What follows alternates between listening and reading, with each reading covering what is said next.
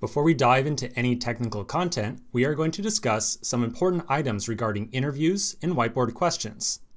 I want to put you in a certain frame of mind of how you should approach interviews and interview questions. So let's get to it.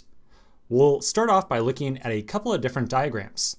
First, I want to show you a quick timeline of the general job seeking process at any given company. Getting an offer from a company is really split into two different phases: the contact phase and the interview phase. The contact phase is when you try to get in contact with a living, breathing human at a company. And this might take the form of talking to a recruiter, getting a referral from a friend, or submitting your resume through some online form.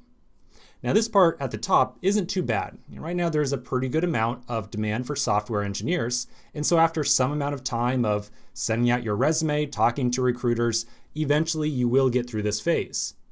What comes after the contact phase is much more interesting. So after you make this initial contact, you move on to the interview phase. The interview phase consists of phone screens, take-home coding assignments, and on-site interviews. This is the real make or break part, the part that decides whether or not you're going to get an offer. With these two phases in mind, I want to now ask you a question. So during each of these two phases, what is the average company looking to evaluate in you?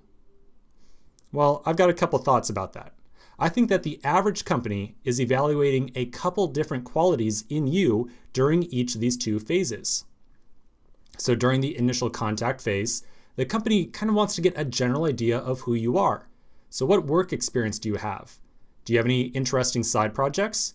Are you friends with many people at the company? During the second phase, however, during the interview phase, there are some distinctly different qualities that a company really wants to evaluate. Once you meet and interview in person, they're going to try to decide whether or not you're a good culture fit, like whether your personality is going to mesh well with other people at that company. But much, much more importantly than that, it's during this interview phase that a company is going to attempt to evaluate whether or not you are an effective coder or a good engineer. So what's the point of this? I'm sure you've already gotten a good idea of how companies hire people. But the point here is that I want to really make sure that it's clear that out of all these different qualities, out of everything that a company is doing to evaluate you, there is exactly one make or break quality that you can improve right now, today. And that is your ability to code. Your ability to answer coding interview questions is the single most important quality that you are going to be judged on during the interview process. I personally have seen many people apply and get accepted to companies like Google, Facebook, Amazon, and many of them had little work experience, no side projects, no social contacts.